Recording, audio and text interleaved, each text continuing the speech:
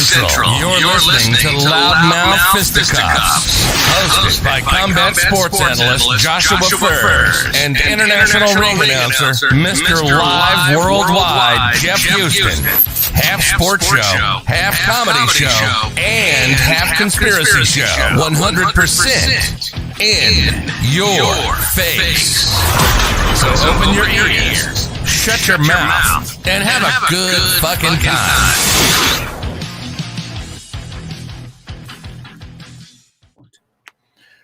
Yo! So, Jeff, a lot of things can shut us down, but even Facebook being down can't technically shut us down. We're here. We're back. Loudmouth Fisticuffs in your face, in your lives, in your homes. In somewhere you wouldn't want us to be. In your hearts, in any crevice that you may want us there. Episode 45. Appreciate you. Appreciate the time. Jeff, what's up, my man?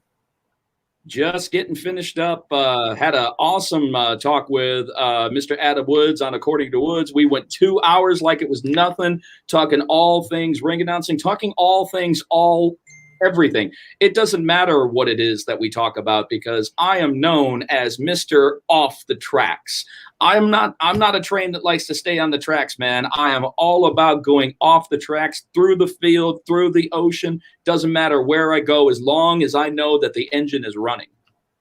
Absolutely, man. Scott Farley over at Goat Combat. What's up? Carlos Leon over there in CNC Management. What's up? What's up? Glad you guys could join in. We appreciate you guys so much. It's like I said, thanks for tuning in. We know Facebook went down and there might be some scattered issues. Don't know what the hell happened. I know Instagram, WhatsApp, whole bunch of shit went down. So things got a little hectic, got a little crazy, but we're still here. It cannot knock us down. So like I said, we appreciate you. I guess there's a lot of things on the docket. We got Ryan Jones, BKFC Fighter. He's going to be jumping on with us in about, 15, 20 minutes or so. He's going to jump on with us, talk about his fight at the last BKFC card, whatever he's got coming up next. I don't know. There's Bellator. Bellator's tonight, Jeff. The Bader Machida rematch is tonight. Yeah, it is. That ought to be pretty good. Of course, there's BKFC. We were talking about it before. They are, instead of the stadium in Miami, it's at the Hard Rock Casino now in Hollywood, Florida. There's a lot of like all kinds of crazy reactions. They put out some rankings too, and just a lot of crazy stuff going on.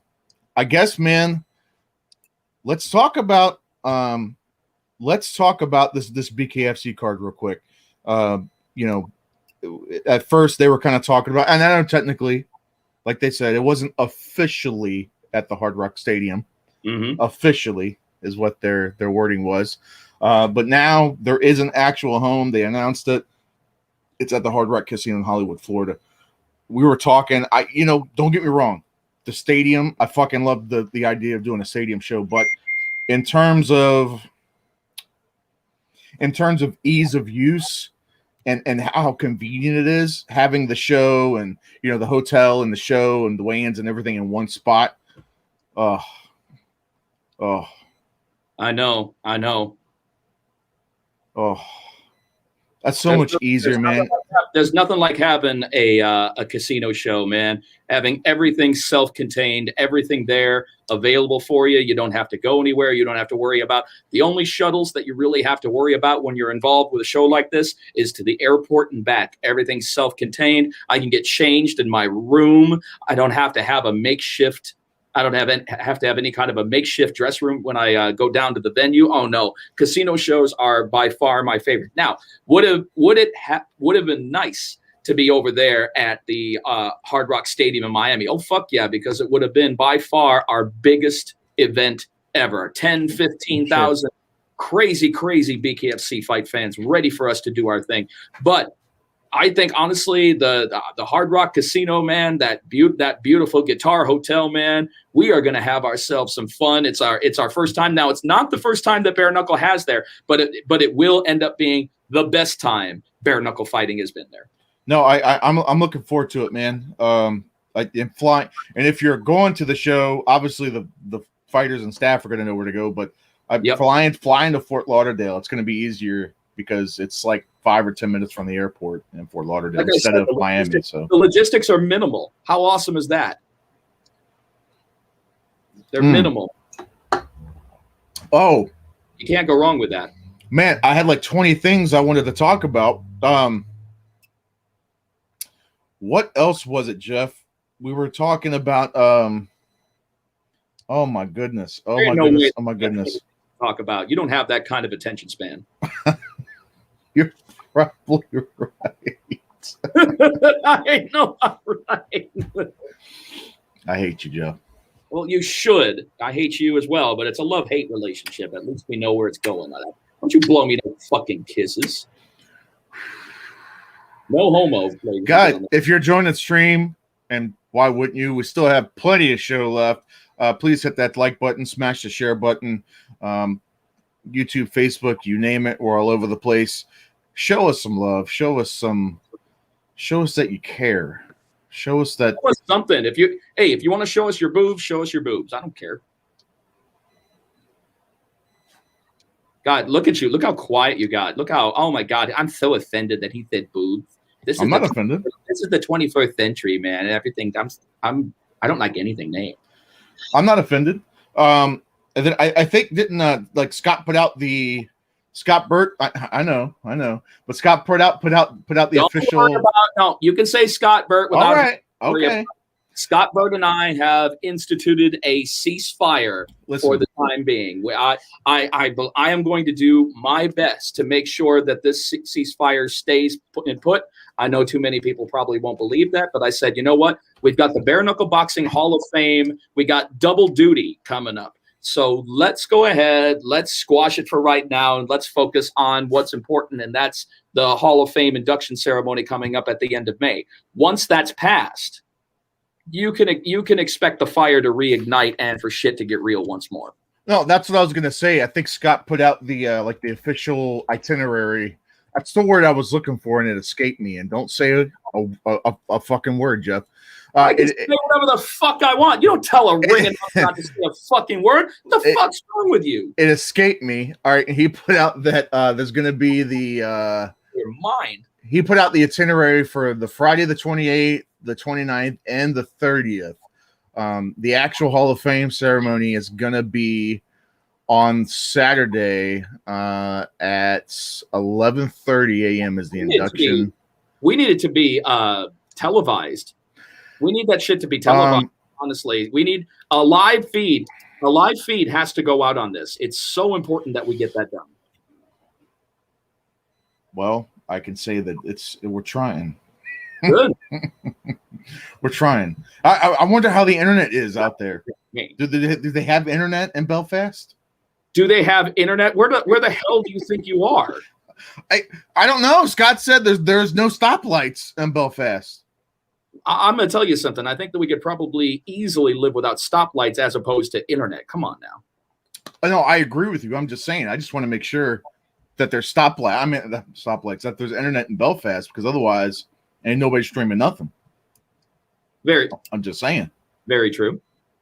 I'm just saying. But it's going to be a good time. I'm making those arrangements now and getting up there. And I think a lot of people are going to be up there for this one. That's really, I mean, it's been a cool annual affair, since he started doing it. But I think with everything else, I think it's growing, year after year. And I think this is definitely going to be the biggest year yet. So it'll be the biggest year by far. I mean, this right here, I loved being a part of the class of 2019, but I'm a little envious of the class of 2020 and 2021 because there's so many more festivities that are going on for that weekend.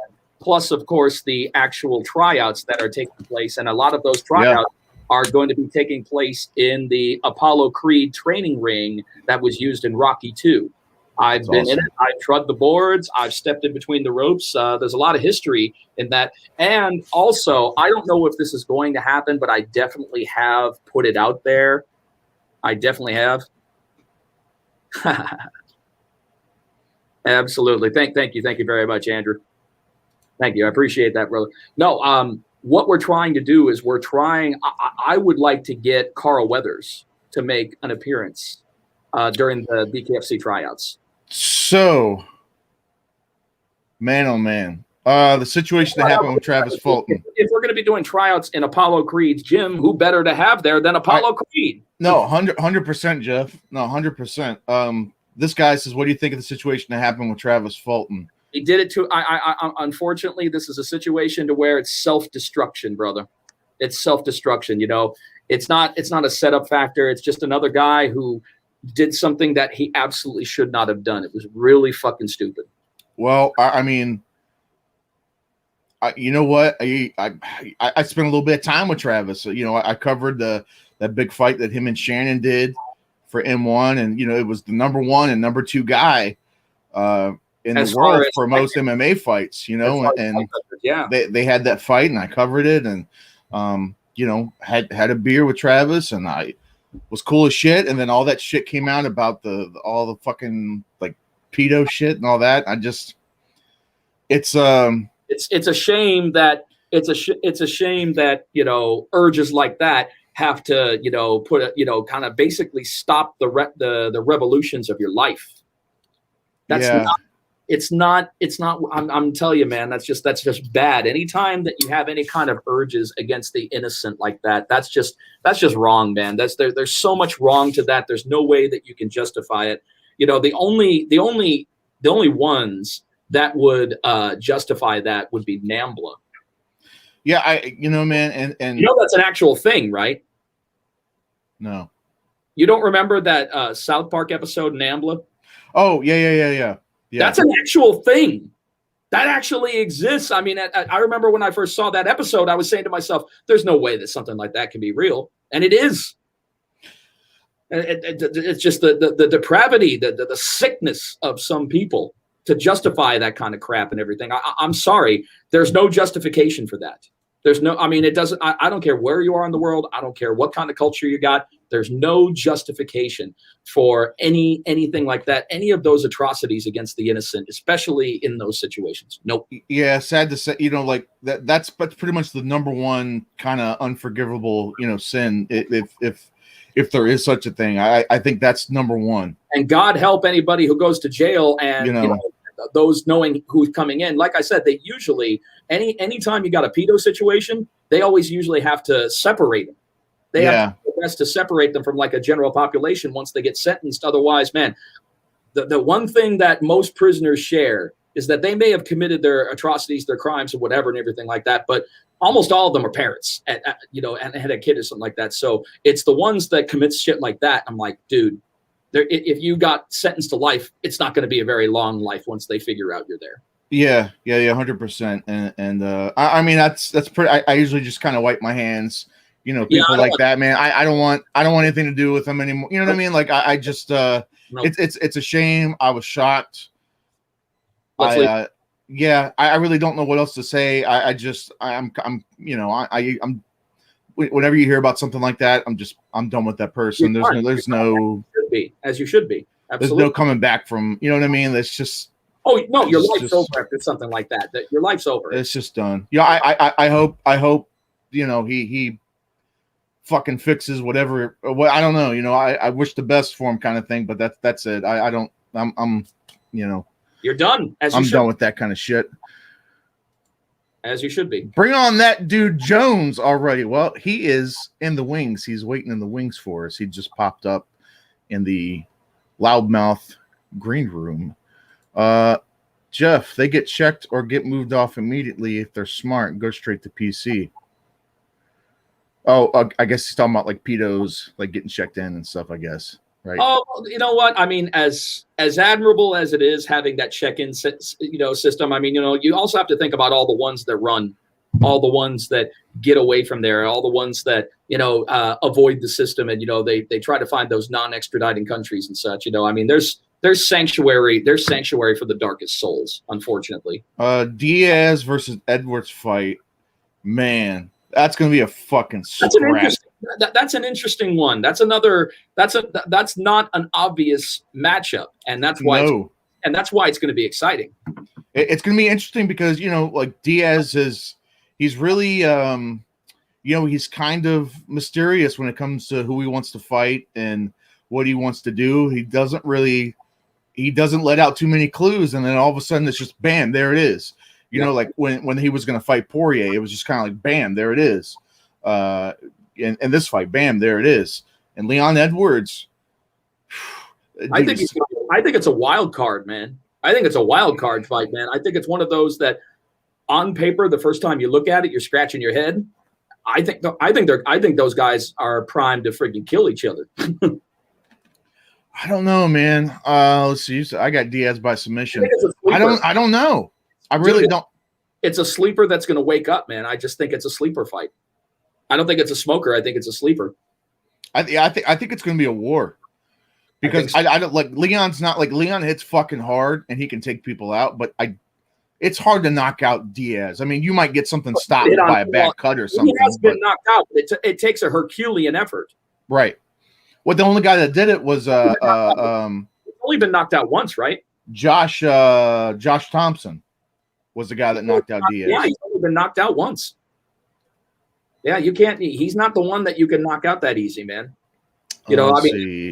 I think that's why so many people gravitate towards the Diaz brothers, is because the Diaz brothers, it's absolutely what you see is what you get. They're as the real article as it comes, and they're tougher than shoe leather. Glad to see YouTube and Facebook chatting it up. I've got Diaz by triangle choke in the third round. I mean, I'm not going to say it can't happen.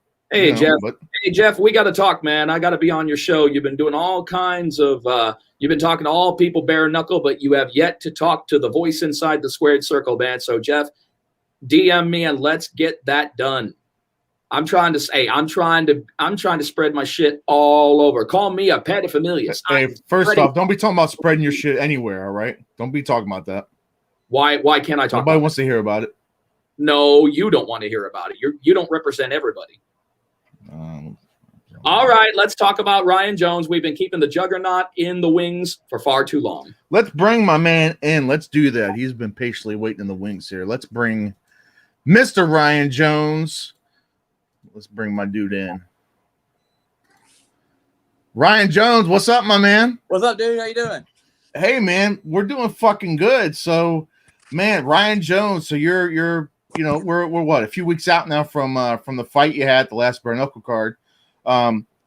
We haven't talked to you before on the show, so I guess real quick, man, do like a brief introduction. Tell us about yourself, man. How'd you get caught up in all this? You didn't do your due diligence like always. We have a guest on here, and you don't. No, first off, that's not what I mean, Jeff. Me and Jeff get it. Don't worry about it. We banter back and forth. That's not what I mean. First off, I want to let the man tell us how he got into this crazy shit bare knuckle, because it's fucking nuts, and it's not for everybody.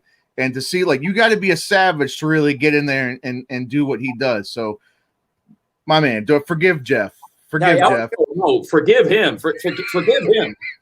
I got love for both of you. How'd you get started, my man? Let's talk about it. How'd you get into this shit? Man, I've been boxing since I was about 15 years old. Got into the Navy, boxed around in the military a little bit. When I got out, my buddies were like, you should try MMA. I didn't even know what the hell MMA was, and I walked into a gym and fell in love with the sport. Competed in a lot of amateur fights, about 5 pro fights. Once I turned pro, I had trouble with people wanting to stand and bang with me. They just wanted to hug me against the cage or lay on top of me. Lay and pray. Yeah, lay and pray. They wouldn't, nobody wants to watch that. And I was probably going to be done with fighting. And then my coach and training partner, Quentin Henry, put a good word in for me to get me on a bare knuckle card. Why? I mean, so like with that in mind, like, how did you get connected with? Tell us about how you got connected with BKFC specifically.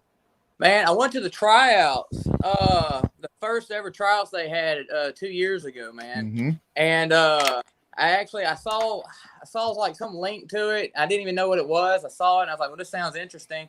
And so I applied, and then all of a sudden I get a text message like within a week saying, be in Philadelphia in this day. So I drove like 18 hours to Philadelphia, tried out, and then drove all the way back just to go to work the next morning.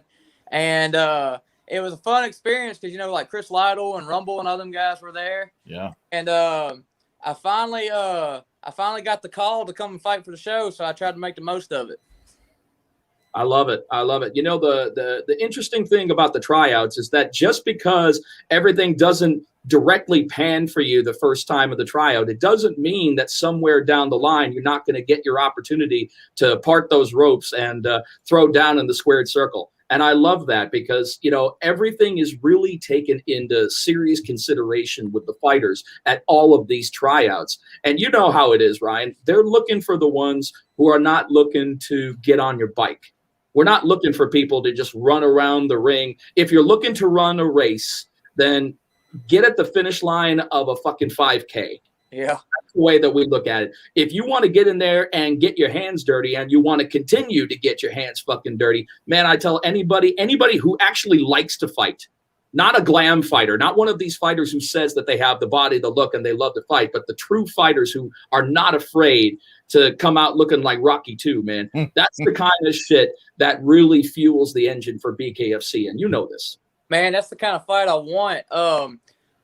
With MMA, it kind of got boring for me because I'll pepper them until they take me down, and then it was just boring from that point forward until I get my good minute in round 2 when I get to throw hands a little bit until they take me down again. And with the BKFC, you're forced to throw hands with me. You're forced to either punch me or I punch you. And I feel like I didn't really get to showcase that last fight. And so whoever I fight next, I want them to sit there and throw hands with me for 5 rounds if they can. I know you didn't get what you wanted the first time out. I definitely know that you seem like the kind of fighter who wants the war. You want the smoke. You want to get in there and you want to leave an impression on the business, because when you leave the impression on your business, that's when things start working for you. That's when things start clicking. When the money lines up, the opportunities line up, the fights line up, and you're still at the beginning of something so incredibly awesome and new. Because what is it, Josh? June 2nd, we celebrate 3 years, only 3 years, but there hasn't been any promotion in recent memory that I can think of. I can't believe it's been that long. I can't believe it. I can't think of any promotion in less than 3 years that has shaken up the world like we have. We got a fan question for you, Ryan. Question for Ryan Jones. How does it feel to be punched with a glove versus a bare fist? Question. To me, it stings more. It you don't got no padding, so you got bone, meat, and flesh. It stings a lot more, in my opinion. Go ahead. Well, no, I was gonna say. So, I'll kind of follow up to that. So, vice versa, does it hurt more on the punching in? What's the difference between punching somebody without the glove versus bare fist? Man, I don't normally, when my adrenaline's going, I don't feel a whole lot. Even my face, I don't really feel a whole lot until after the fight. I had a headache the next day, but during the fight I don't feel too much. When I'm hitting somebody, I don't really feel it. The next day your hands are sore, but of course it hurts more than having gloves on your hand. 100%, man. All right, well, let me ask you a question on that too. Do you find that your recovery time from what you've experienced with bare knuckle speeds your recovery time is a lot better as opposed to an overall MMA fight? I don't know, because I didn't really get hurt that last fight, so I haven't had a chance to. See, that's what I thought you would say. Actually, yeah, that's what I thought. Now, did you find that you were putting in more hand time? Because it's funny. Some MMA fighters have said that they felt like they put in more hand time in an MMA fight as opposed to a bare knuckle fight. I think the contrary. I think honestly, with that lack of protection, you're putting in more hand time in bare knuckle than anything else. Man, all I did was focus on my hands, footwork, and cardio. So, for that fight, for bare knuckle, all you really need to do is focus on your movement, your hands, and your cardio, and whether you can take a punch or not. and whether you can take a punch or not. Bible truth right there. Bible truth right there. All right, Josh, this is your cue to talk, bitch. God. I was listening to you guys talk. What the hell? I was just listening. Jesus Christ. Man, I guess let's talk about the fight itself, man, because like I said, fresh off BKFC 16, like you said already, you didn't win exactly how you wanted to win. I mean, you still got the W regardless, but this guy, Eric Thompson, he was, talking a lot of smack before, saying what he was going to finish you inside of 30 seconds or something like that. I remember. Yeah, he had trouble standing on his feet. Yeah. Like, so how do you take that, man? Like when you hear, are you into the whole trash talk thing? Does it phase you? Does it motivate you? You really got to piss me off to get me to want to fight. I'm normally pretty easygoing, and if someone wants to hype the fight up, talk all the shit they want, that's fine. I'll be the nice, calm guy that beats your ass and then shake your hand afterwards. Very good. Yeah. That's a good duality right there. That's a good duality as a fighter. It's such. I think honestly, too many people give too much. I don't know. I mean, if I were in your position and I were a bare knuckle fighter, I would save any kind of fucking hugging for last. Okay. As far as I'm concerned, I'm standing across the ring from an enemy. And you are my enemy until the end of that fucking fight. There's too much love that's shown at the beginning. I'm like, leading up to the fight, you're fixing to fucking go fisticuffs with another human being with no fucking gloves. You're not my friend. Let's hug afterwards. I'm sorry. I'll respect you. I'll be. I mean, respect is one thing. Yeah, respect. I don't talk a lot of shit. I don't get out there and try to. I'll hype it up however you want to, really, but. If I don't know, I'm just pretty quiet, and then I let my fist do the talking, really. And then afterwards, if you guys have had a nice scrap, the respect that you have, I've got to believe it's even doubled at that point, especially if you got someone that's a good dance partner in there, somebody who wanted to throw down, somebody who wanted to engage and pull the trigger around the same time that you would pull the trigger. I mean, two guys in there, two fighters pulling the trigger, man, that's a beautiful thing to watch. One of my best friends in life was someone that I fought in junior high that was just in high school and junior high, that's, not a real fight, but, we went toe to toe and we were best friends ever since. And you find, to my opinion, when you fight somebody, you find out a lot about that person, what they're made of and their mentality and everything. So I want an opponent that will sit there and expect to hit me for 5 rounds. 100%, man. We should have brought the Juggernaut on a long time ago, man. I'm telling you. We are getting good information. For somebody who's only had one fight with BKFC, and you are speaking once again Bible truths that end up making superstars in this field, making fight celebrities, making money. All of that is how you do it. I mean, if you're not willing to engage, if you're not willing to live in that phone booth right there in the middle of the squared circle, you're not going to last in this field. Unfortunately, it's really not going to be for you. You got to have, I got to feel honestly, Ryan, you got to kind of like to be punched. I mean, you don't want to be punched, but if you do, you gotta be okay with it. It doesn't bother you that much, man. Yeah. To be honest, with so much that goes on in your own life, it actually takes when you're thinking about fighting, it takes away from everything, the reality of everything else. So it actually is like my peace. It's like my I guess. Sure. Yeah, 100%, man. Let's see. Let me catch up in the chat here. Scott Farley, Go Combat, super proud of you, Ryan. Also too, looks like Scott Farley, they're making an announcement. Their newest signing to Go Combat is Marcel Stamps. So that's a pretty big deal. He's fighting Mike Richmond. He's fighting Mike Richmond at that next card in Alabama. It's going to be a good card, and it's always exciting when we get the opportunity to debut a new state, another state that is signed on for bare knuckle fighting championship, another state athletic commission that believes in David Feldman's vision. That's always fun. 100%. Man, like some of these guys out here, man, I'm loving putting so much effort and so much energy, like the Go Combat guys, the CNC management guys, and it goes great, man. I couldn't ask for better. They're man. great. Yeah, like a lot of these, and you can tell who the real ones are. Who really care about the fighters and just really believe in the sport, believe in their brand and all that. And camaraderie in the sport is beautiful. Yeah, it's beautiful when things click, as opposed to somebody who's trying to go against the grain. And they understand that a collaborative effort is what wins for everybody. Let's see. Another fan question for you, Ryan. Who gave you the toughest fight? So I guess you could put that in your career, maybe, in everything. Toughest fight, man.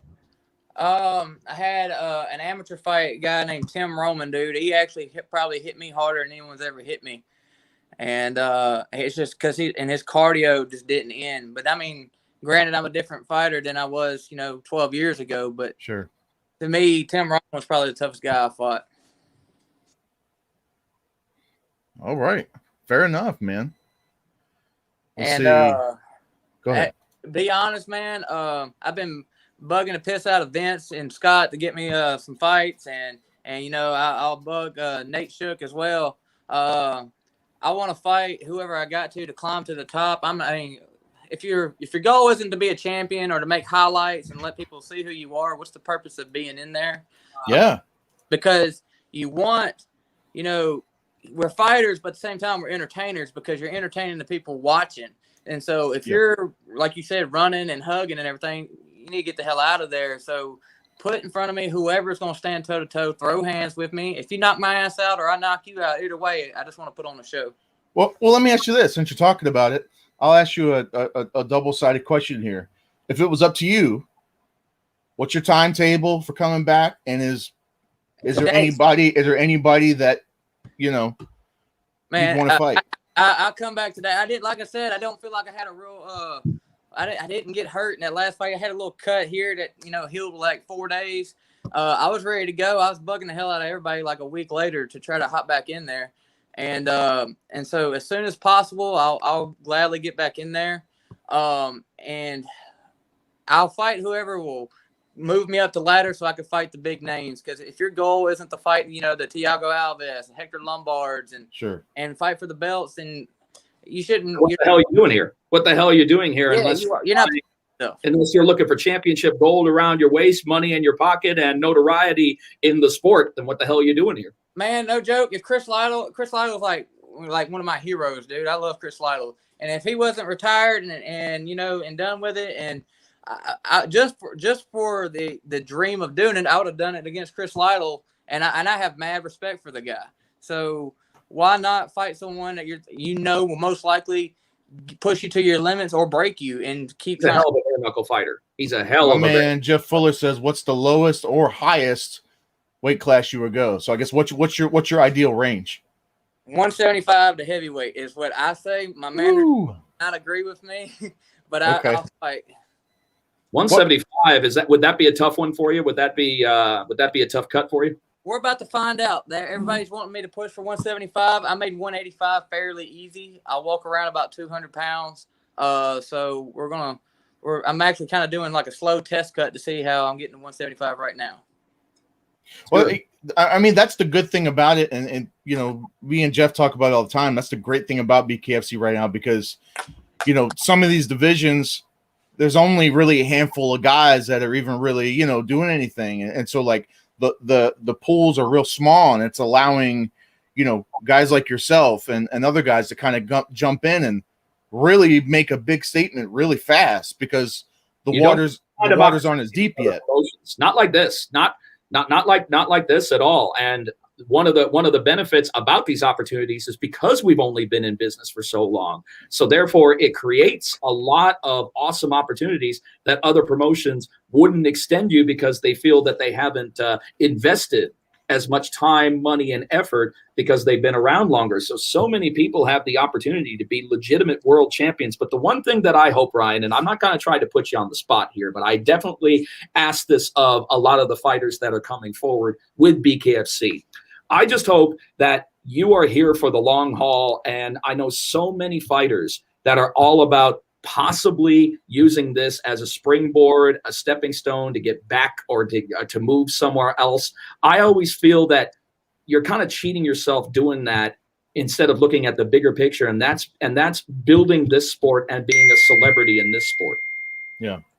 Well, to be honest, man, I would probably never can fight again for any other organization, because I feel like this sport was, and every guy that hops in here says I'm made for this sport and this sport's made for me. And that's probably true, because they probably struggle with the same thing I struggle with, is, the laying and praying and the hugging and the running. And, I mean, I grew up fighting, so why not fight in front of everybody else? And so I wouldn't want to jump ship to any type of MMA or anything like that. So if I'm getting to just throw hands and put on a show, BKFC's treating me well so far, so I might as well just stay with them. Who do you like to watch, man? Like MMA or bare knuckle? Like, what guy, when you see a name on the card, you're like, fuck, I'm not missing that fight? MMA or bare knuckle? MMA or bare knuckle, whatever. Who do you like to watch? Man, I've actually sparred with Bedford before, so I like watching him fight. He's pretty good. As small as he framey as he is pretty hard too. And trying to think as far as MMA goes, my boy Quentin fought him. I was a big Lieben fan, man, huge Lieben fan. Just because he comes to fight, he'll take a punch just to hit you. Yeah. That's all you got. Question for y'all though, if you don't mind. I'm just Jesus Christ, Jeff. I hate Jeff sometimes. He's something else, man. I'm reading the chat. I'm working like double job duty here. Okay, I'm trying to read the chat. Like, so you know what?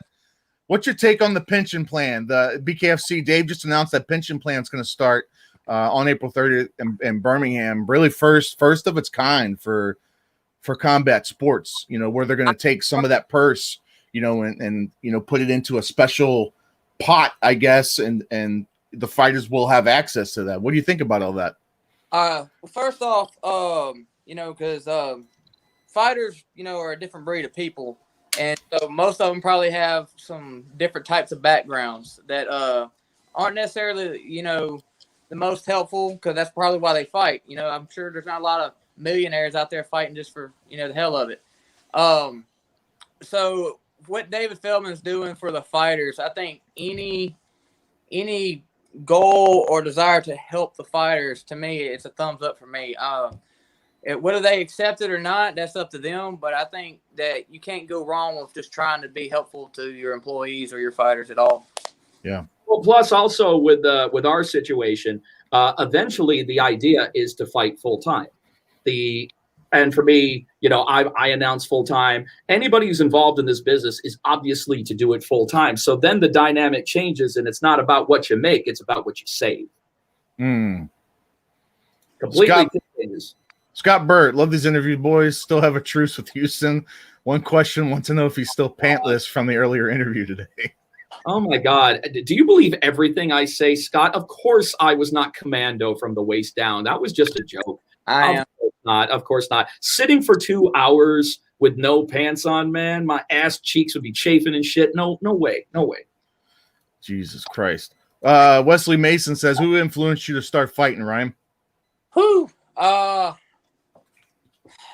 I think just how I was as a kid influenced it. I don't know why I had a bad temper growing up. I guess just from, just being a troubled kid with a troubled past. And I ended up, letting out my aggression, training and therapy, doing that. And so I think just my inner demons is what kind of pushed me into just becoming what I am now.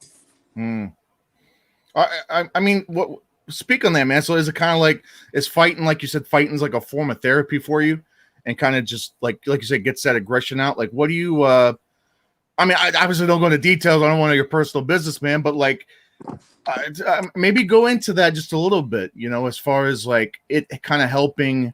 It helps a lot of people, a lot of people, like you said, that might be coming from, I don't know, maybe some other type of like violent stuff, maybe drug stuff or whatever, Oh, 1 second. Brooklyn, go to the other end of the house, like I told you. All right, sorry about that, guys. You're good. Let's see. I didn't know my father growing up, so I think I struggled with that as a child, man. I didn't know him at all. Met him when I was in my 20s. Realized that I was better off without him.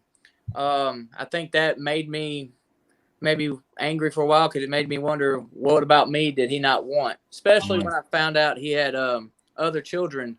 And that he actually raised that made me really feel like a bastard at that moment, you know. But I think that was one of the reasons why I used that to channel my anger and aggression into boxing and MMA and stuff like that, and then eventually it just became my peace. Isn't that funny how that ends up becoming your peace? That fighting ends up becoming your peace because of whatever happens in your life, you know, whatever violence that happens to you outside of the ring. You know, you could use that as a catalyst to actually make yourself a better person. There are so many people who don't understand or who like to boycott fighting, and they don't understand that positive journey. That is a positive thing, channeling that violence and putting it in its proper place. And what's crazy is a lot of people get the misconception that just because we're fighters, we're violent people. And it would take a lot to get me to fight outside of this ring or outside of the ring. I'd be having to protect my child or protect myself or someone I loved. You could talk shit to me all day long. You can do whatever you want to try to piss me off, and it ain't gonna happen. You step in that ring, I'll bust your ass. Agreed. I think that's beautifully said. Beautifully said. Now let me ask you, what do you think about this upcoming little heavyweight tournament that we got going? You know, we've got a couple of really solid fighters that are looking. You know, we got Marcel Stantz and Mike Richmond. Well, they're the 175-pound tournament, but we've got Dylan Kleckler and Josh Burns. And if I were to be a betting man in this position right now, I see the next number one contender to Joey Beltran to be Josh Burns. Man, I'm not taking anything away from Dylan Kleckler. I'm not. It's just that Josh Burns has the bare knuckle experience. And, you know, one of my favorites. Been there, done that kind of thing. He got the experience. He's also got the size and power, man. That dude hits crazy hard. And even though he might not look like he's that fast, he's kind of deceptively quick and can hit you just insanely hard with those punches. So I would not count Burns out by no means. But I wouldn't count Kleckler out either, because Kleckler, he'll put you to sleep. He's the kind of guy who likes to get violent knockouts, kind of a silent but violent guy, in my opinion. And the silent but violents are always the ones that you have to worry about and keep an eye on. That is true. The quiet ones normally can whoop up on you. Yeah. Well, like you said, that's a tough call, man, because on paper, I think on paper, you're right, Jeff, with him having the experience on paper, and Kleckler, like you said, coming up, and he's had some really impressive performances, so it's hard to count him out too. But it is, and I totally agree with that. But the one fight that I'm super excited for, that I think is just going to be a fucking barn burner, and I hope I'm right. I'm crossing my fingers I'm right. I'm talking about Lorenzo Hunt and Josh Dyer. Oh, man. Dude. I'm going Lorenzo all the way on that one. Sorry. I'm going Lorenzo Hunt on that fight. Well, yeah, fellow. Well, no, he's not. He's sorry.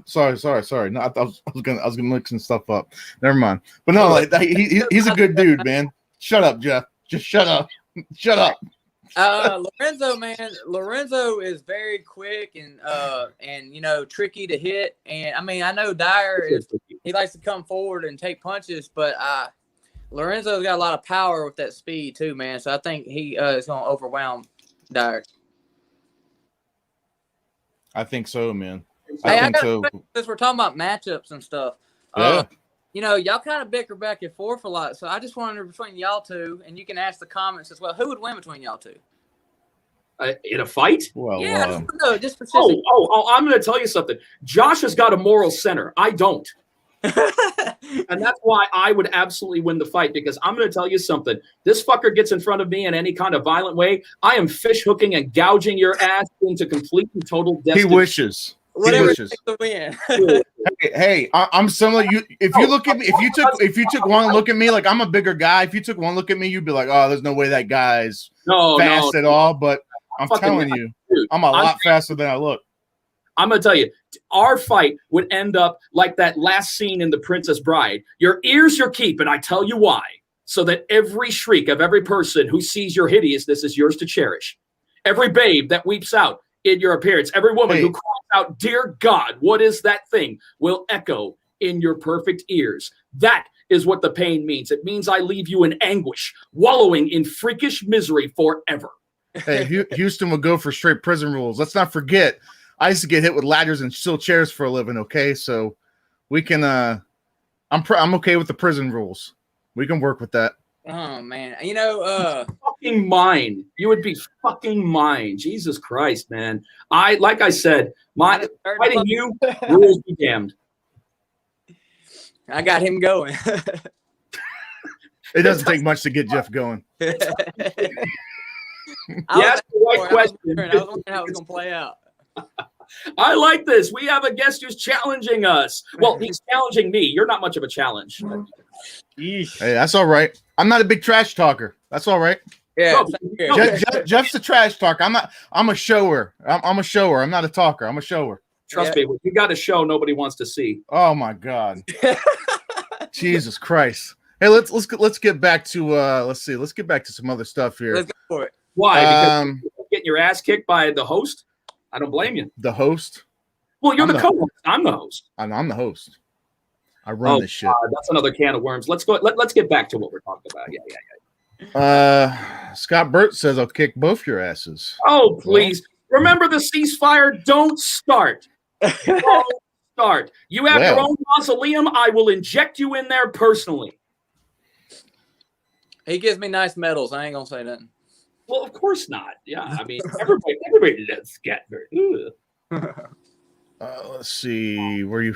So they're tagging. Everybody's tagging everybody to come see this. How do you think you fare against a guy who can stand without falling every 10 seconds? Man, until I can show y'all just gonna have to hear me talk about it. So I think the second I got someone throwing back and forth for me, I really can, show what I can do. I think it's really hard to say how I can prove it unless you watch some old clips of my pro fights. I think I'm going to do just fine. I think I'm going to be a lot quicker than most of the guys I fight. And I think I can take a pretty damn good punch. Jeff Fuller says, I'm the host. Come on in, Jeff. Yeah, Jeff and Jeff. Yeah, right. I am the host. I am the host with the most known from coast to coast like butter and toast. Shit. Man, where do you come up with all this stuff? You think I fucking know? Out of his ass. That's where he comes out with it. See? Again, you're going right back to the other side. I'm just saying, man. Uh-huh. Oh, no, I mean, don't get me wrong. Don't get me wrong. Hold on. I'm trying to give you a compliment. Hush up. I'm trying to give you a compliment. You're not giving me a compliment. You give me that door song. Break on through to the other side. You'd like that. When it comes to the verbal battle, I've got no shot. I can admit that. When it comes to verbal battle, I'm out. There's nothing I can do. A warrior in order to have a battle. You ain't no fucking warrior, so it's no battle. It's a one-way street. I give him props and he still comes at me. That doesn't even make who does that? I just gave him props. I feel the love and warmth in this setting. I feel the only warmth I want to feel from Josh is his blood all over my hands. Damn. Man. Like I said, he's the talker. I don't need to talk. I'm the doer. I don't need to talk. They might do a celebrity match against y'all or something. My two co-hosts are doing pretty good today. Thank you, Scott. We appreciate you, man. Could take my rating up a little. Well, Jeff, we gotta start with one and then go with the other because having both of us on there is crazy. Man, oh man, these people are active today, man. Everybody's chatting it up. You bring the right person on, the Juggernaut is living up to his nickname. I'm telling you, dude. Well, dude, I'll tell you what, man. Fuck, I didn't even realize what time it was, dude. We appreciate your time, man. I don't want to keep you too much longer, man. But you're gonna. What a horrible person you are, Josh. What the hell? What did I do? I take this damn interview and you don't even want to talk to me. I mean, no. Thank you, Ryan. Thank you. I said I told 20. I don't know if you have anything to do. I mean, no, I'm good. I don't have to train for another hour. Hey, you can stay as long as you want, brother. Don't let me trouble you, though. I mean, no. You need to worry about troubling him. You can stay as long as you want, my man. You can stay as long as you want. I appreciate y'all having me, though, for sure. Of course. Hey, I mean, I appreciate you coming on. I know it's kind of last minute. I know if anybody has any questions or anything before I hop off here, though. It's not about questions. See, the thing about it is that we don't bring people on here for an interview format. We bring you on to join the madness. Hell, I love it, Dan. Well, yeah. Well, you know, that's kind of our thing. There's no fucking script here. There's everything is. We don't have any teleprompters. We don't plan it out too much. We just kind of. Well, you have a teleprompter because you need it. Oh my God. Damn, he is relentless, huh? He's relentless. He is like that. I have to deal with this all the time. The time. It's fun. Cry me a river, Argentina. There's nobody crying. I ain't crying. Who's crying, Jeff? Are you sure?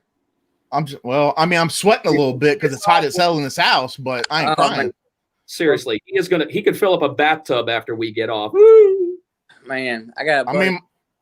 Yeah, probably because my drawers, because it's so fucking hot, I can wring them out. It's gonna be hot. Jesus Christ, don't you have a filter? That's gross. Do I have a filter? Let's see. Jesus Christ, BKFC worth the money, 100%, man. I tell people all the time, like all jokes aside, BKFC, man, is bare knuckle BKFC. I fucking love it. You know, I came from liking MMA and covering MMA full time, and once I started covering bare knuckle, and I've said this a dozen times, the 2-minute rounds and the pace of the fights, and just I don't know. I've never seen a boring BKFC fight. I've never seen a boring bare knuckle fight. I can truly say that. That's my sport is 100% built for excitement. That was my favorite part, was that the rounds are 2 minutes because it forces you to engage a lot quicker. I mean, the fact that you don't have 5 minutes to sit there and dance around and hug each other, you have to throw hands, and two, you only got 2 minutes to do it. So you have to go and push the pace right off the bat and do it for 10 minutes. Well, you know what? I'll tell you what, go on that, because, obviously with MMA, the 5-minute rounds, to me, again, I've said this a dozen times too, the 2-minute rounds, the pace of that, other than the obvious of the bare knuckle, those 2-minute rounds, like how fast is, because like you said, you don't have time to fucking dance around. You don't have time to feel out your opponent. You don't have time for that. You just have to go in there and fucking do it. You have no time at all. I mean, granted, I only got to do 2 rounds. That first round flew by. I was like, wait, the round's over? And then the second round, it was very drawn out because there was no action that whole second round. But I could tell by the way that first round went that I'm going to love the pace of it, because normally I'm pretty quick and explosive. Yeah. And so I think that's where I'm going to shine, is when I get the chance to show that. Did you have to modify your training up too much, like when you transitioned over, in terms of, like the explosiveness, because it's different? What do you mean transitioned over? What are you implying? You mean when you switch sports, when you say transition over, I think you're getting a little personal right there, man. I mean, it's not like going from Bruce to Caitlin. Come on now. Oh my God. Man, hopping over from MMA to bare knuckle, I was a stand-up fighter anyways. The only difference is I don't throw kicks. Right. And so I don't have to worry about sprawling and brawling. I can just focus on brawling.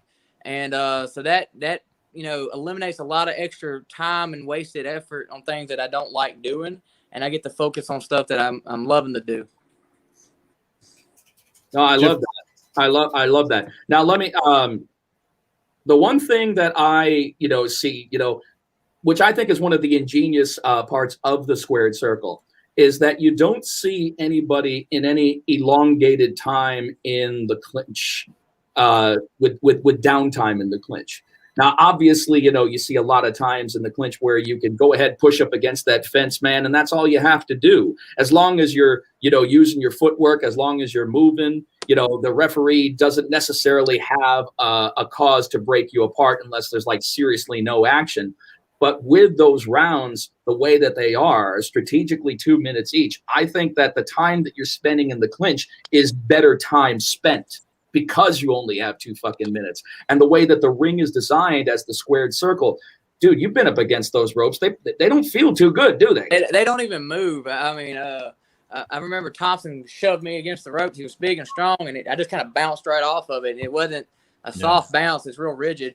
And to comment on what you're saying about the clinch, it really depends on what kind of fighter you are, in my opinion.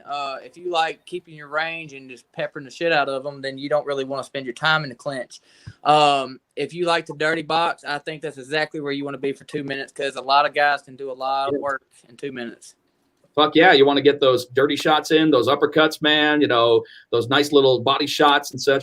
And I think that once we start seeing, it's going to be interesting to see, because we did Bare Knuckle Kingdom and we saw some Thai fighters. So we saw some interesting clinch work. Still a little bit more Muay Thai clinch work as opposed to bare knuckle fighting clinch work. But I think that once we see more of those Thai fighters or that mentality come out where people realize, hey, man, I can stay busy in the clinch. It's not about creating separation between you or getting that moment to breathe. It's about getting whatever kind of dirty ass shots that I can get with that kind of proximity. Man, they up a little shot to the ribs or to the, if I sit there and I rabbit punch you to the cheek about 5-10 times, it might not, of course it ain't gonna knock you out, but it's gonna swell that cheek up pretty good. And then when I throw a good left and I bust you right there in that pocket, it's gonna split you wide open. And that changes the whole game. A lot of people panic when they see blood. A lot of people turn it up a notch. So every bit of that, every little punch, every little contact adds up. I feel a 50 stash would improve your game tenfold. I guess the old John Sullivan stash is what they're talking about. No, that's so overdone now. That's so overdone. Honestly, be yourself. Everyone else is already taken. You don't know. No, Wesley, come on. What makes you an individual is how you put yourself out there, not how you you put yourself out there as somebody else. Everybody's doing the fucking bare knuckle little roll up mustache. I'm just me. I don't what you see is what you get. I don't have a character I can develop. I'm not that creative. You are your character. I'm me. You are your character. I'm here to fight. I mean, to be honest, I would fight for free. I don't give a crap. It's not about the money for me. If you want to put me in there twice in one night, I'll do it. I just want to compete and have fun fighting. You know what, man? And I think that sums you up, and that sums up why you have a lot of followers behind you, man. And people can see that, you just want to go in there and fucking scrap. And, you've got a lot of heart. You've shown it. I can't wait to see you in there again, my man. I appreciate the love, guys. I really do. I appreciate you. Yeah, I really can't wait to see you in there again. Do me a favor, man. Any sponsors or anything you want to shout out? You want to shout out Goat? Man, Goat dude are such good people. Vince and Scott and the team that we have together, man.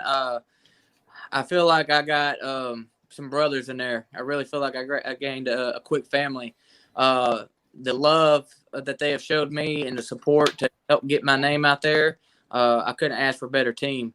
And so I'm looking forward to seeing what we get lined up for me so I can put on a show for everybody. My man. Well, I'll tell you what, brother, we appreciate you. Like I said, I know it was last minute, man. I know we fuck around and we joke around a lot, but I mean, truly, man, we appreciate you for taking that time, man. And stop having to go on that tangent about we fuck around. He knew what he was signing up for. Yeah. Hey, man, I just Ryan, I appreciate your time, brother. We appreciate all right, man. You, man. I appreciate y'all for having me, guys. Yes, sir, brother. Take care, man. Anytime. Come back anytime. Yes, sir. What the fuck am I going to do with you sometimes? I swear to I like that dude, man. I think that's a good dude. You and your morals and your ethics. I know that Jeff and I fuck around a lot. They know that. This is saying. Hey. First off, you know what? The viewership numbers, we're doing good. I just want to people who haven't seen our show before, Jeff. Believe it or not, it's a little jarring. I could see that people tuning in for the first time. They're not used to it. I have to give a. I'm gonna tell you something. Listen, I'm not apologizing. I'm just giving a little disclaimer. Like this is, hey, by the way, we fuck shit up. Yes. And I'm just giving them a little disclaimer. That's all. Mr. Don McGuire, what's going on, sir? How you doing, brother, man? I'm so thrilled. That's all. Better. I'm so thrilled to see you better. I'm just trying to have some kind of conversation with my co-host and let him know that we're not in a position to we're not putting disclaimers out there about what takes place on this show. Okay, I'm not a disclaimer kind of person. I go with whatever comes to mind to hug it out. I'm sorry, no. He's got that big old teddy bear thing, man. Freak me the fuck out. Hey, I'm really special with growing this out a little more and all that. Oh, great, man! Really got that whole like a prison movie. Hey, yeah, should I come on the booster numbers again? Well, no, sir. Ceasefire right now, so therefore the only numbers that you'll be boosting are the hours left for you to go to bed. Oh, by the way, Scott, we did the promo for the Hall of Fame. So when you get a chance, shoot us that payment for the ad spot. There's one thing, whatever. He's trying to get his shine on. Let me ask you something, Scott. Maybe you can answer a question for me. I mean, I don't know if you know, Josh, what the hell is the bar pulling event?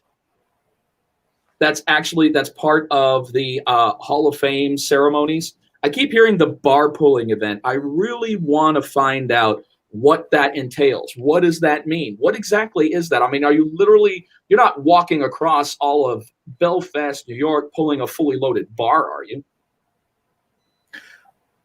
I'm looking at the itinerary now. I'm trying to figure out how that's going to work. You said it's very cool. Fine. Could you explain it a little bit more, please? Other than the fact that it's very cool. Kind of Scott, vague. on a sidebar, Scott, I can't believe you still have an AOL.com email. I'm just saying. Right? That is so sad. But then again, I can't.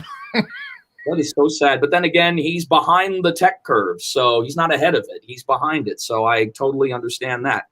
What do I really think of the Fuller Broadcast Show? Jeff, I think that your ratings are going to be boosted tenfold by having me on there. As far as Mr. Joshua Furs, if you want a ratings killer for one show, he's definitely the one to call. Hey, man, Jeff, I think you got a solid show, bud. You know what? You got a solid fucking show. You're doing good things, my man. 100%. Yes, absolutely, man. Just fucking around, man. Wait, why do you have to explain yourself, Jeff? You're not giving us any kind of explanation out of saying, it's very cool. Sullivan was in third. So he got for the bar. Okay, so is that what you have to do? You literally have to pull the fucking bar? It's not one of those things that is like, reading in between the lines. You actually have to pull the fucking bar. Yeah, I'm still. So you're just pulling a bar. I don't. Is that? There's no more to it. Like there's nothing. It's not like a metaphor for something else. You're literally just pulling a bar onto the street. The funny thing is that I was having all kinds of fun on Facebook today. I usually have, because there's always something so funny to be said. I want to read something that I was talking about a little while ago, if you'll give me just one moment and indulge me. And if you don't indulge me, I don't give a fuck. Brad Williams, our buddy Brad Williams, tatted from head to toe, man. I love it. So we have a 300-pound bar on the grass in front of the Hall of Fame. He actually messaged me about the itinerary, Brad Williams, and he said, "Are you man enough, Jeff Houston, to be there at 6:30 p.m. on the 28th for the bar pull event?" And I wrote back, I'm going to tell you something. You call me out something like that, man enough? Absolutely. Physically capable of not looking like a dumbass in public? I give no guarantees. But as far as being there, of course I will. Of course I'll be there. I'll give it the old college try. I'll probably look like an out-of-shape 43-year-old man pulling a bar, because I am an out-of-shape 43-year-old man pulling a bar, so that'll fit. On skids with 20-foot rope, and you have to pull it. If you can, 30 feet. You add weight. Okay, so it's like it's like the sled pull in reverse, but instead, you're not pushing, you're pulling. Prize for the winner. Big shout out to CNC Management, big time sponsors for Knucklepedia. We appreciate you guys, man. Thank you, Don. Thank you, Don. Most appreciated, man. Man, you take it easy, man. You're always doing good work.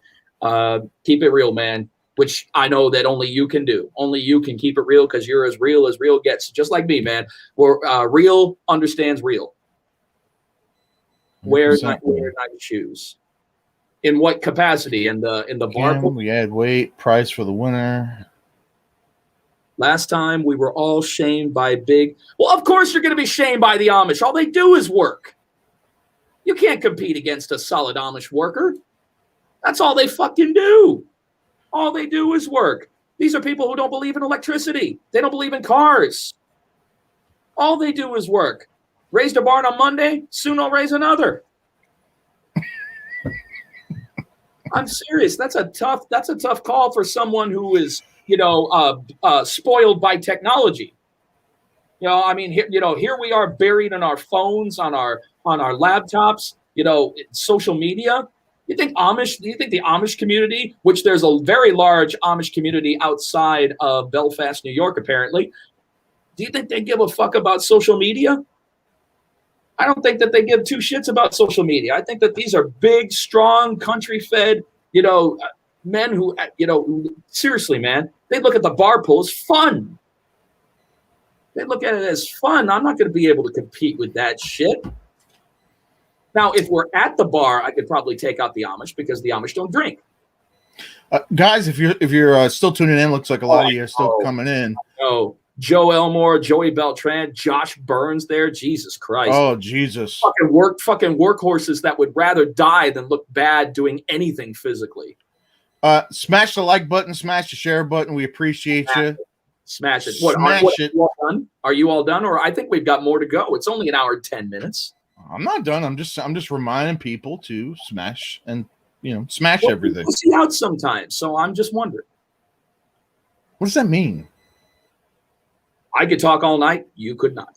You cannot. I mean, you can talk. Now, whether or not it's coherent and makes sense is another. You can talk. I give you that.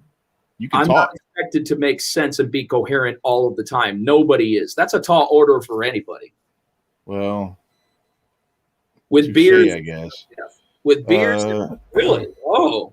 Well, I know I'm going to be getting my drinking on in Belfast, actually, because what better place to get your swerve on, get your tipsy on than fucking Knuckletown, USA?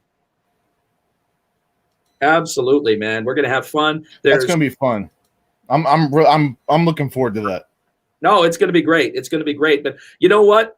As much as I enjoyed being a part of the 2019 Hall of Fame class, I'm a little jealous of the 2020 and the 2021 Hall of Fame class because there's so much more happening over the weekend than there was the first time. There's so many more attractions. There's so many more festivities taking place. I mean, the ones who are part of this Hall of Fame induction class, man, that's awesome. I'm once again still thrilled and honored and humbled to be part of the 2019 Hall of Fame class. But they're going to be having some serious fun in May. I'm excited, man. Yeah, Reggie's coming too. Yeah, I saw that. I was talking to Reggie today. It's only a matter of time before Baby Slice makes the jump to bare knuckle. Only a matter of time. CNC Management's going to represent. That's going to be a good time. I know I'll be a part of it, Howie. I know I will. I mean, of course I will. I mean, I'm actually there. I'm going to be inducting my buddy Sean Wheelock. Oh, cool. I asked for that honor because if it worked for Sean, I wouldn't be a part of bare knuckle to begin with. He's the one who gave me the referral. He gave the referral to Dave Felbert. So, he's referred me to several shows. I mean, he's one of my best friends in the game. So it wouldn't feel right for me if I wasn't there to induct him into the Hall of Fame. Yeah, man. Sean Wheelock's a good dude. Just a solid fucking dude. I already checked it, Jeff. I'm down like Charlie Brown, man. I'll remind him, Jeff. Jeff's not very good with messages. I'll remind him. Don't worry. What are you talking about? I already checked it. I just said I looked at it. I just didn't answer back. I'm doing a fucking podcast. I understand you got 5 kids to feed. Just like Arnold said, take them to the dentist. So Jeff asked that and $1,000. What? What's that in context to? Or am I missing something? Jeff asked that and 1,000. Wait a minute. Is it $1,000 the prize for the pull? For the bar pull? I'm about to have me some Rocky training if that's the case. Oh man. Well, my training will be drinking, but we can still have, gonna fly now. Jeff's gonna be drinking and honking as he's pulling the bar. He's gonna be honking. What the fuck is honking? honking. Blah. Wait, to speak at the induction? Are you saying you're going to pay me $1,000, or are you saying I have to pay $1,000? I think he's saying you have to pay $1,000. Oh man, there's no way he's paying you $1,000. I'm going to tell you something, Scott. I love you, brother, but I wouldn't piss on you if you were on fire. Split checks, please. Split check. No, separate checks, please. Separate checks, please. No, split. No, split, because he won't split. It has to be his. It has to be his check and no one else's. Split would indicate that he's paying for someone else. Excuse me. Separate checks, please. Major D, separate checks, please. I'm going to tell you, Scott, I'm not going to pay you a dime. As a matter of fact, you are going to be, dude, me just being there makes the event that much better. Well, it's going to be good. Do we think highly of ourselves? Oh, yeah. I'm really looking forward to it. What's the temperature like up there this time of year or in May? What's it going to feel like up there? Well, I mean, it was hot in July. It was hot when we did it July 11th. It was July 11th, 2019, and it was hot. So I'll be honest, I'm happy that it's going to be in May, because I don't think it'll be quite as hot. But then again, every year it just seems like it's getting hotter earlier in the year. I mean, yesterday, you're not going to believe this. Actually, today it was 95 degrees here. 95 degrees in the first week of April. Well, how's the internet there, Scott? Why are we asking about the internet in Knuckletown, USA? Because Scott would be the best person to ask about it. Well, obviously he's joining us, so it can't be bad. Yeah, but there's a big difference between him joining in to watch this. Wow, and like warmer than I thought it would be around this time of year up there. Wow. There's a big difference between that and then actually just like initiating a stream, like a source. It requires a lot more bandwidth. He's saying AOL, man, more like LOL. Fuck. Oh shit. AOL, LOL, LMAO. Scott's gonna pull out the phone cord, not even like an Ethernet cord. No, it's like a phone cord. No, he'll pull out the disc, and he'll be like, "Here you go, well disc. This is how we connect out here." Yeah, this is how we do it. I got the AOL disc free with the magazine. Oh my god, the free trials they used to give you. Yeah, the little disc, the little hard drive disc that they give you. Oh my god. Oh yeah. If you wanted to see a naked girl, you had to wait about 2 hours for the fucking picture. And the people don't understand. Like when a picture would load, it was like and it would always take the longest. And it would always get stuck somewhere. Like it would get stuck right at the good part. See tits or bush. I know. And you're like, come on. Come on. This isn't gonna whack itself. Oh, thank God. I'm like, oh, now I can blow a load. Thank you. People have no clue, man. Like this generate, like the way internet used to, like when it first came out, and it was how fucking slow it was. They're spoiled. They're fucking spoiled. We're just being real. We're just being real. Let's see. The guy on the right painted on eyebrows are awesome. These are not painted on. I'm going to tell you something. No painted on. These are 100%. I take care of my shit. There's nothing painted on here. This is au natural, baby. Painted on eyebrows. Fuck that.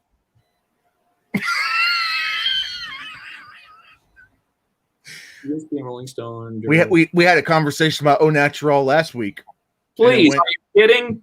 Are you kidding? All you need is a razor. All you need is a razor for about 2 seconds, and then you're not able to show any kind of emotion on your fucking face.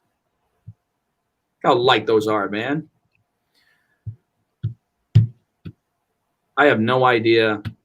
Rolling Stone. Yeah, but did they stream? I mean, you can record without internet. I'm saying, like, did they stream? Yeah, we need to go out live. That's what I'm saying. We need this live to the world somehow. We need to do that. They sexy bro, put on some lipstick. Oh man, we got ourselves a heckler here that's really bad at what he does. Dude, these comments are fucking lame.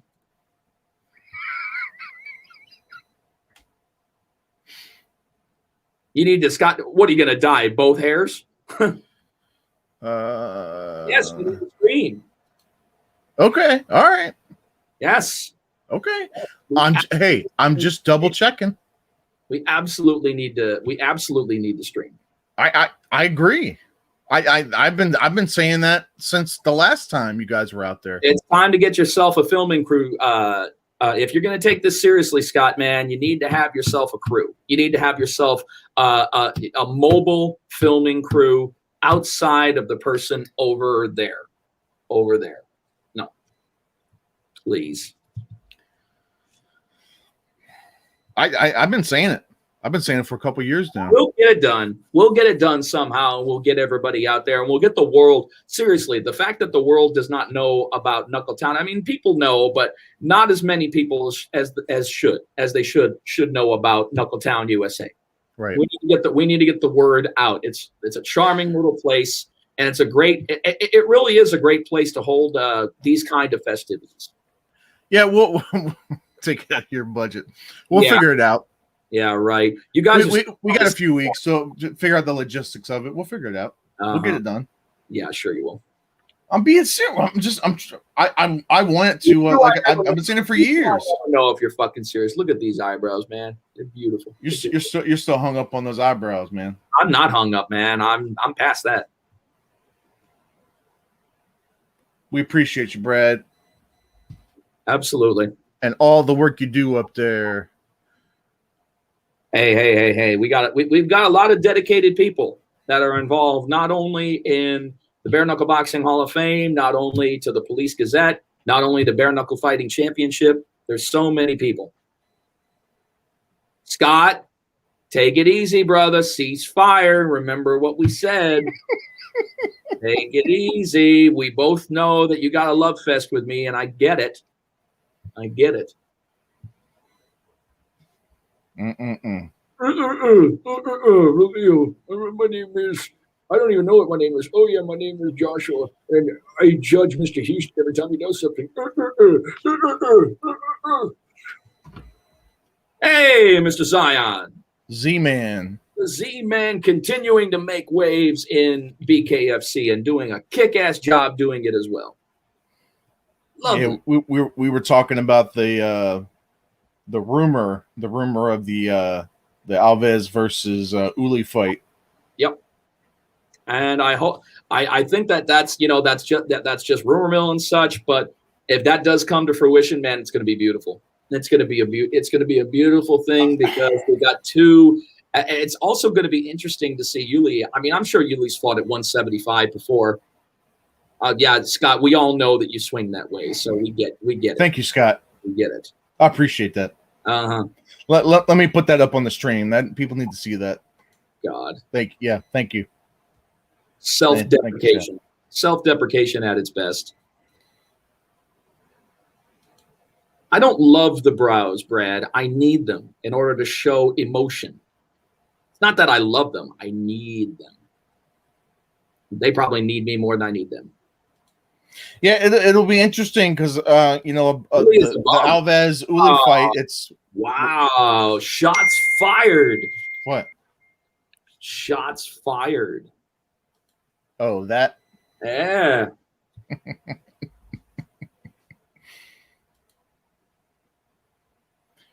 The Alves Uli fight.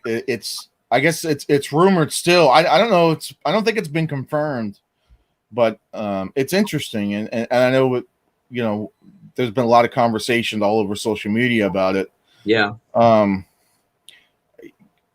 this has been from I get the money side, I get the business side, but from and I know we talked about this. I guess from a purist, like a rankings purist, title purist point of view. I want to see the fight, so I don't want people to get confused. I like the fight. It's just that 175. I don't know, like why, like 185 seemed like it would have made more sense because neither of them have had a fight at 175. Again, I want to see the fight, so I don't want it to come off like that. But I don't understand. I just don't understand the way. No, I get that. The way that they're built and what they walk around at. 185 just feels like that's more. But then again, there could be plans for the 185. Isn't there supposedly going to be some kind of a 185 tournament? I don't know. Yeah, that's exactly what it is, Howie. It's a super fight. It's a super fight. We've talked about this time and time again on how the dynamics of the prize fight have completely and totally changed. And as of right now, if you're looking at the ranking systems, you're going to be waiting more. You're going to be waiting longer for fights to get matched, as opposed to taking a chance and seeing if a particular fighter at a particular weight class has legs to be an overall champion. Well, I'll say this too. I saw Joe Elmore post about it. Oh yeah, there is a 75 tournament. That's right, because Stamps is part of the first round of it. That's right. That's right. Yeah. Right. Stamps and Richmond is the first fight in the 175-pound tournament. But if the Alves and Uli fight happens, that's for the 175-pound title. Exactly, and they're gonna have I don't know if it's gonna be if it's semi-main, or I don't know what it is as far as the rankings for the tournament, but I know that that's the first round of the 175 tournament, and then that we're gonna have the championship. I know what you're thinking. You're thinking a tournament should end up leading to two people facing off for the title, but that's not taking place. So is the tournament going to basically secure like a number one contender kind of thing? Yeah.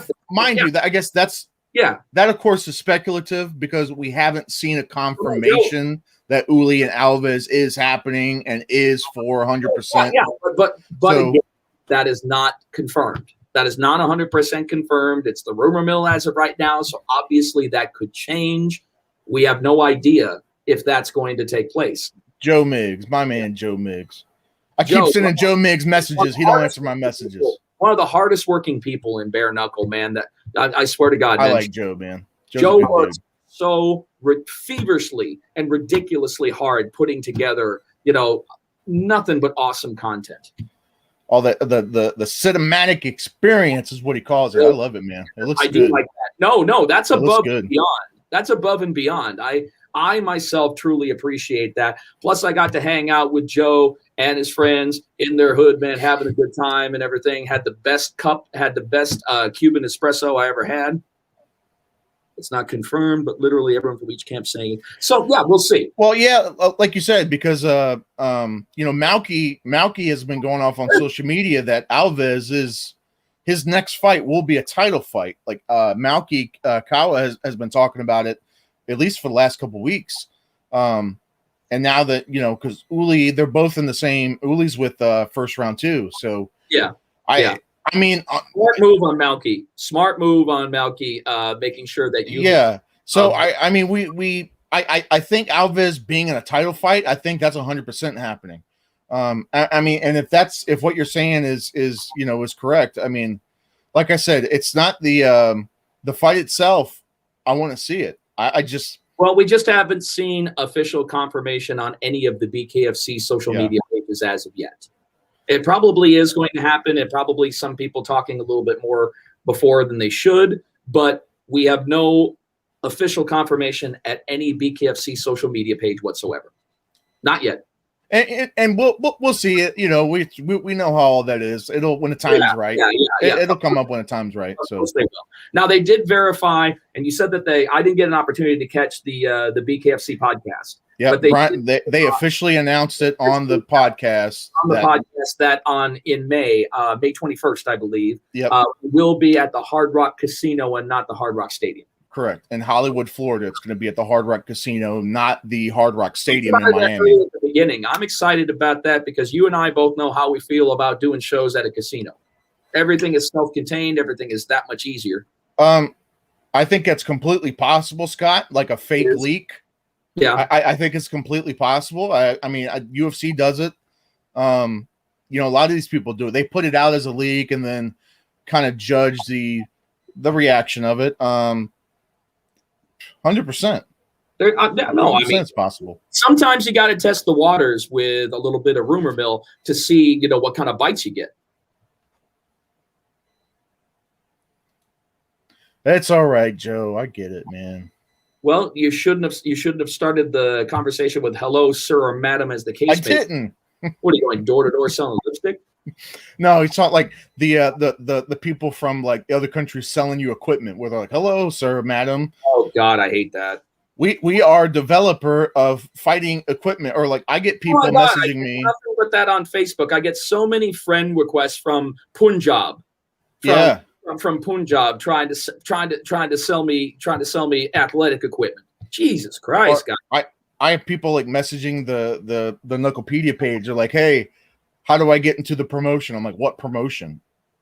Yeah, so, I know. It's like broken English. I mean, it's like broken. I want to fight for the promotion. I'm like, what do you mean? This isn't a promotion. This is Knucklepedia. I don't run. If you want to be that vague when you're trying to make a business connection, man, then be prepared what comes your way. Shit. The OnlyFans is blowing up. I don't even know what to say, man.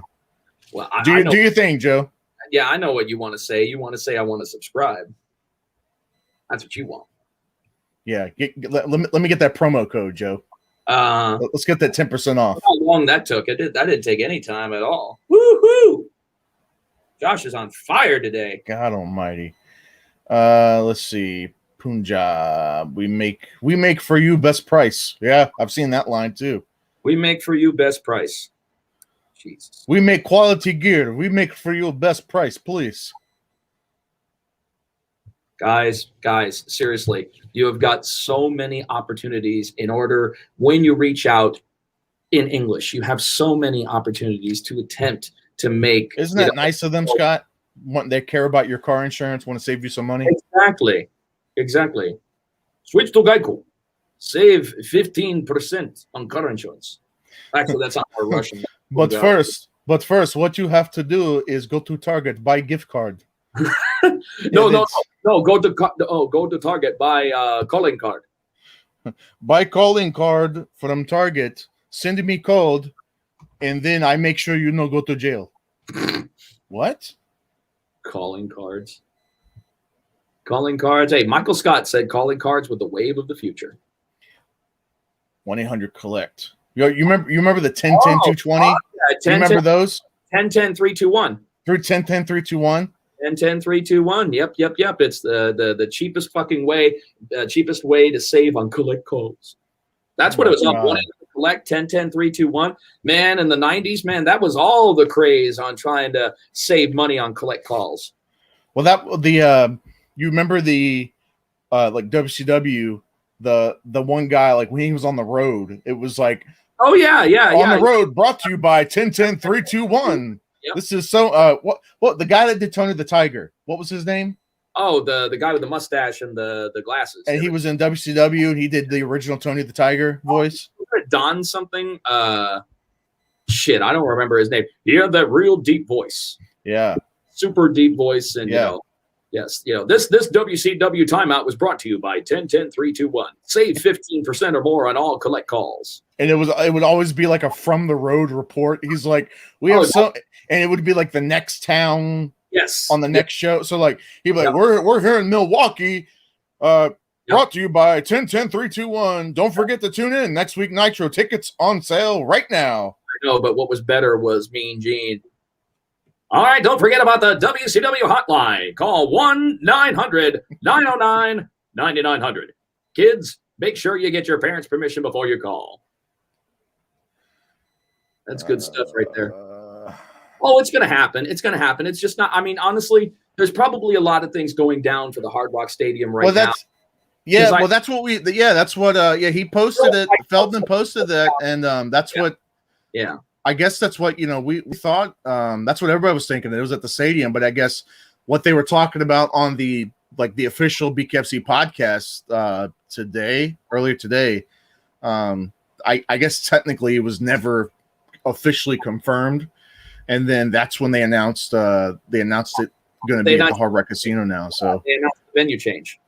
It's not that it's not going to happen. It's not going to happen on May 21st. I absolutely believe that we have got the momentum to easily get 14,000 people at Hard Rock Stadium. We could probably get more.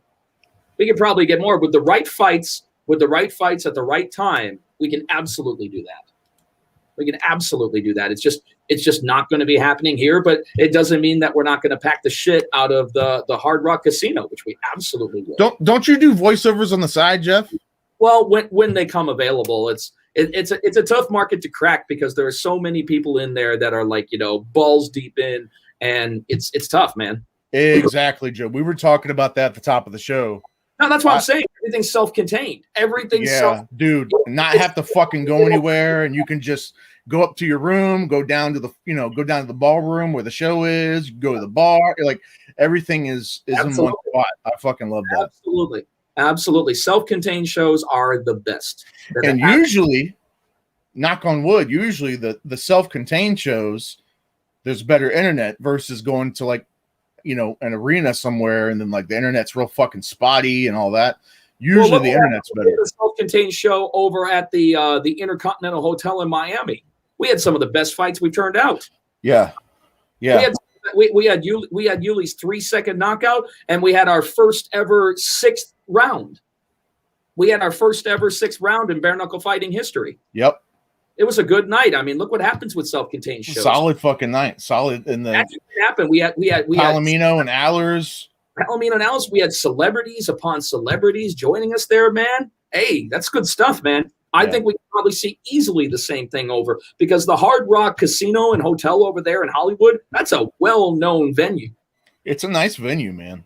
It's a real nice venue. How many times do you get to stay at a fucking giant guitar? Pretty fucking cool, man. I think I've only done it. Well, no, wait a minute. Oh, I've stayed at the. Did I stay at the Hard Rock? I've stayed at the Hard Rock in Atlantic City, but I mean, it's probably nowhere near. Oh, this is really different, man. This is a multi-billion-dollar hotel. I'm sure. This one's going to be fancy. This one's going to be fantastic. It's going to be a great place, great location. I think that we're going to easily sell. We'll easily sell out. We'll easily sell it, especially if the rumors with Yuli and Tiago are true. If that ends up coming to fruition in May, whew, dude. I mean, it's a great location. It's a great, for the Miami people. It's only a short drive. It's not that far. I mean, and like you said, most people are going to probably who are going to be coming into here are going to be coming in through Fort Lauderdale. I feel like I'm on Pineapple Express too. Well, I mean, I don't really know how to respond to that because I'm not stoned and I'm not drunk. So, okay. Oh, is that that's the editing room? Yeah, man. Take care, bud. Hey, thank you, Joe, man. Always a pleasure when you come on here and join us, man. You are Mr. Compliment Central. We love it. I need to talk to Joe anyway. Hit me up at some point, man. Just turn your messenger on. Hit me up later. It doesn't have to be like right now. Just later on today. Hit me up. We need to do another show, man. We always have fun when we do another show. So let's get that done, man. Let's get Bare Knuckle Freak going on.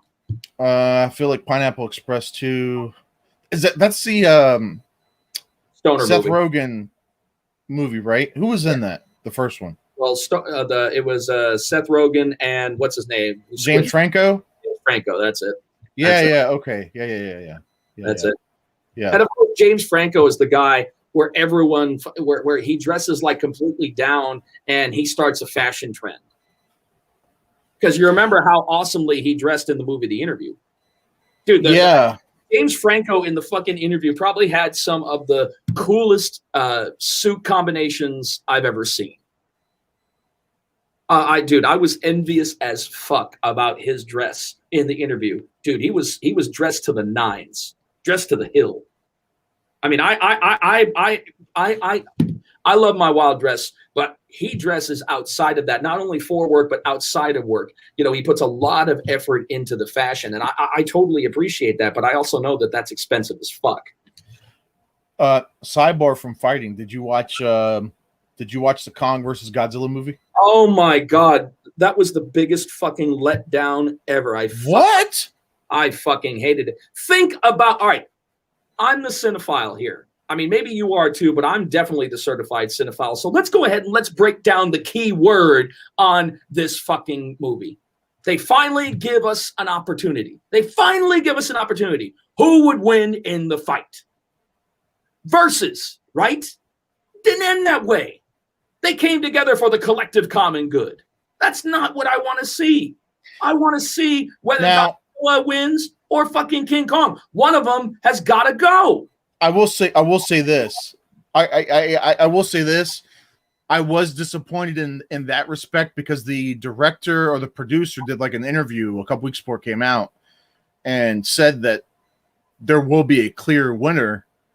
You know, it wasn't going to be like both end up the good guy kind of thing. But that's what happened. Like they both were kind of like, I mean, I guess you could. I don't even know. Like I guess they say because Godzilla like kind of walks away and gets back in the water at the end. Or spoiler alert. I guess it's too late now. Spoiler alert. But people have seen it, and if you hadn't, you don't have to watch this part of it, everything like that. But they came together. Yes, we need a fucking winner, and we didn't get that. So it automatically the movie loses all credibility. All right, fine. There were some good parts. With that said, it was a popcorn blockbuster flick. I enjoyed the movie. Like the ending was a little weird, but overall, I did not. Leave it up to mankind to fuck up a good ending. And literally, we were in a holding pattern. You might as well given Godzilla and fucking King Kong a giant participation trophy. Thanks for coming. God. No, I'm serious. Nothing got solved. These are fucking monsters. These aren't fucking human beings. These are fucking monsters. Go for the fucking throat. I hear you. I hear you. To see a monster with I don't need to see a monster come to grips with a case of conscience. I don't need to have them have a conscious moment. No, thank you. I hear you. I know. I hear you. I agree on that part. I just the movie itself. I wouldn't. I like the movie itself. The ending could have been better. That's where I'm at.